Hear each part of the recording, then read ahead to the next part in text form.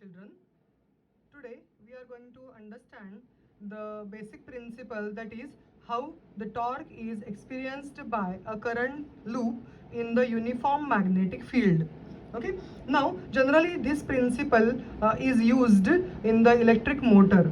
Now how the motor works and how that particular magnetic field as well as that current carrying conductor is responsible for that rotatory motion, or how the torque is exerting on that particular loop, these all things we are going to study in this particular case. So torque on a current carrying loop in a uniform magnetic field, for that we have to consider first one diagram. Okay. And after explanation of this diagram, how the different parameters are considered, I will explain, and then we will go for the major expression to find out torque. Okay. Now in this diagram, a rectangular coil P Q R S, this is considered, and it is suspended in the uniform magnetic field, that is B. Now you can see that this is a north pole of the magnet and this is a south pole of the magnet. So in between the north pole and the south pole of the two different magnets, strong magnets, this particular coil PQRS is suspended. Now how it is suspended? It is suspended with its axis perpendicular to the field. Okay, so you can see that this is a axis. Okay, and this axis is perpendicular to the field. So north to south is the direction of the magnetic field. Yes. Okay, and this is the direction of the axis. So magnetic field and the axis of the coil are perpendicular to each other. So it is very important that the current in this particular coil is flowing from P Q R S P. So this is considered as a coil P, Q, R, S and P. Okay, so I'll write on here, I is the current, I current through coil P, Q, R, S. Okay, now as you can see here, there is written as A and B. Okay, so A is the one side of the particular coil and B is again the another side of the coil. Okay, so A and B are the side of coil or sides of coil PQRS.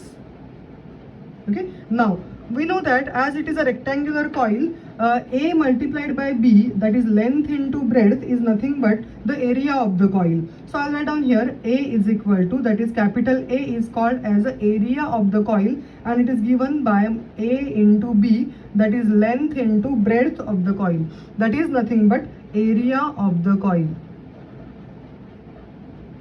Okay, now one more thing is there, that is theta is the angle. Okay, so you can see now that B is magnetic field pointing from north to south.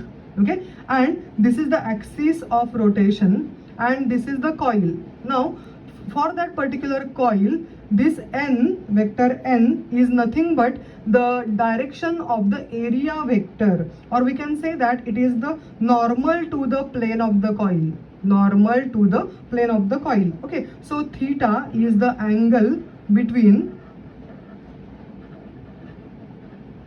B, direction of B, and normal to the plane of coil.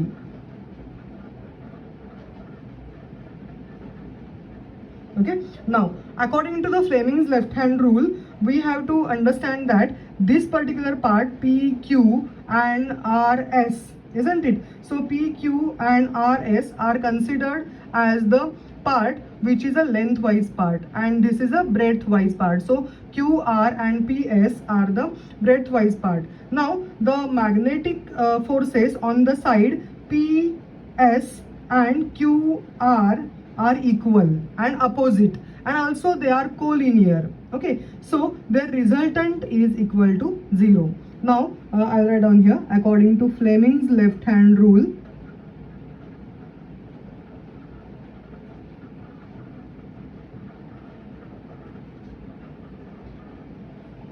magnetic forces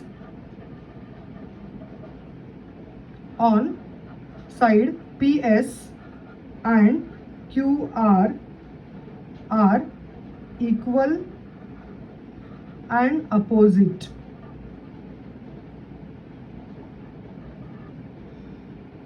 and collinear. Okay, therefore the resultant is 0. Okay, now due to that the force due to force on PS and force on QR is not considered because their resultant is considered to be 0. Now the side PQ experiences a normal inward force or normal downward force. Okay, and that force is equal to I small b into capital B, whereas B is the length of that particular part, that is PQ. Okay, and the side RS experiences an equal and normal outward force. Okay, once again this is the conductor in which the current is moving in the upward direction. So we are going to apply the Fleming's left hand rule. Now you can see that here, suppose I will show in this diagram, isn't it? So this is the magnetic field. This is the magnetic field where forefinger shows the magnetic field, and my middle finger shows the direction of the current, which is P to Q. Then you can see that the direction of the thumb is in the downward direction, isn't it? So the direction of the thumb is in the downward direction, and therefore the part of the coil PQ experiences inward force or the downward force. Okay, now as we have said that QR and PS, their resultant force is equal to 0, but now in the branch RS the current is flowing in the downward direction, isn't it? So if current is flowing in the downward direction, now I can show you here, isn't it? So north to south, this is the direction of the magnetic field. So direction of magnetic field is B.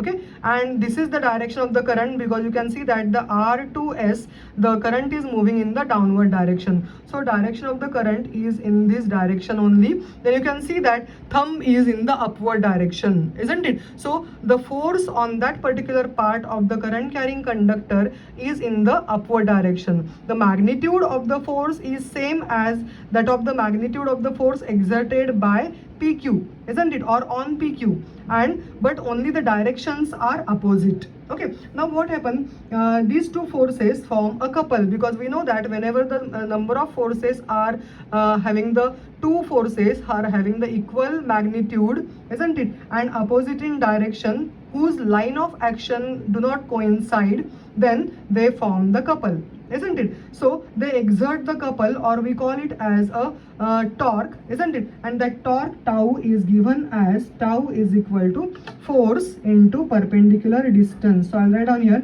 force multiplied by perpendicular distance. We have studied that. Okay, now you can see that this diagram once again I have shown, which is the top view of this particular coil. Okay, now whenever I can see the top view of the coil perpendicular exactly, then you can see that this is the plane of the coil. This is the coil which I can see it from the top view. Okay, now this coils this portion is moving in the upward direction, and coils this portion is moving in the downward direction. Suppose then this is the direction of the magnetic field in the same way. Okay, so this is the current I in the upward direction, that is PQ, and current I in the downward direction, it is considered as in this way, it is considered as a downward direction. Then the force, one force is inward, isn't it, and one force is outward. Okay, so this inward force and outward force are having the same magnitude but opposite in direction, but their line of action is not same, isn't it? So therefore they exert a torque or a couple. Now you can see that this is the magnetic field direction as same as it here. Here also the magnetic field direction is horizontal. Here also magnetic field direction is from north to south in this direction. Okay, now here we can see that here the force into perpendicular distance, whenever I am saying this M is considered as the magnetic moment, isn't it? So this M is called as a magnetic moment, and this magnetic moment M is given by, I'll write down here, M is equal to magnetic moment, and this magnetic moment is given by the factor NIA. Okay, so let us consider that this magnetic moment is number of turns of the coil, the current flowing through the coil, and the area. Okay, now this A sine theta. Now we have here this particular breadth. This is the breadth of that particular coil, and you can see that this is the breadth of the coil. So this length is nothing but A. Okay, now the angle between this normal, or the angle between this, isn't it, is considered as a theta, as we have considered here also. This and this angle is theta. So once again, this angle is considered as a theta. Okay, now if this is angle theta, then we can say that this particular portion is considered as a sine theta, which is a perpendicular distance. Okay, now perpendicular distance between the two forces F, this F and this F, is considered as a sine theta.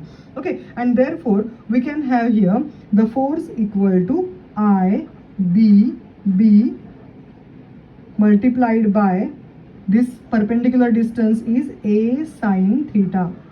Okay, this is the factor force is due to ILB, but length of that conductor is now L. Instead of L, we are taking B, because on this portion only the force is exerting, which is represented by B, and therefore tau is equal to, now this B and A, isn't it, I can write down here as a area of cross section or area of that particular coil.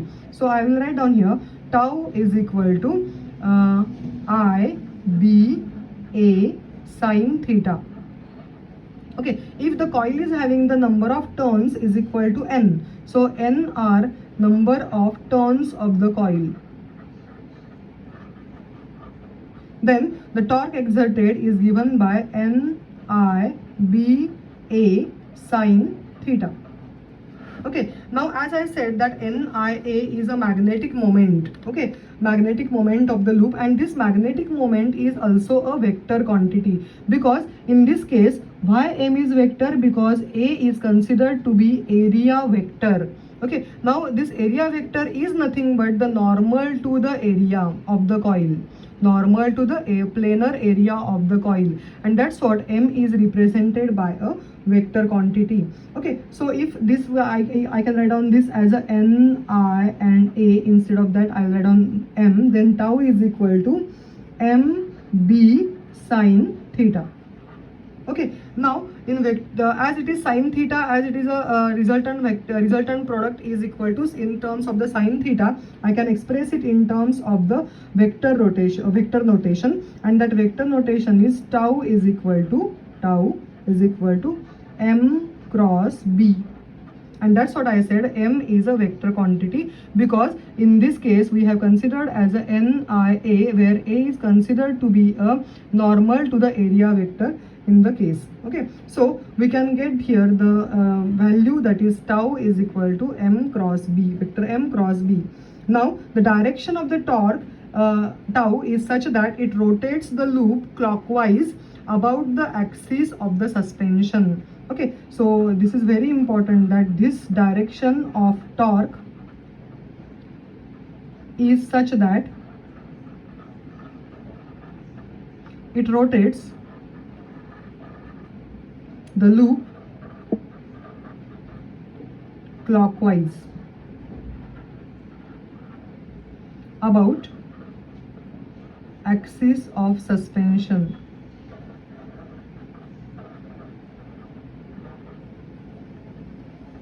Okay, now special cases, if I want to find out, in this case, then case 1 I will consider as when theta is equal to 0. Now when theta is equal to 0, that is the torque is considered as a minimum, isn't it? Now in this case tau is equal to 0 or minimum,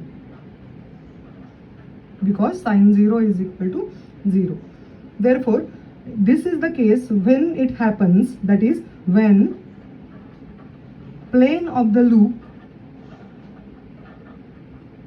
is perpendicular to the magnetic field. Plane of the loop is perpendicular to the magnetic field, or one more thing I will say it here, that the normal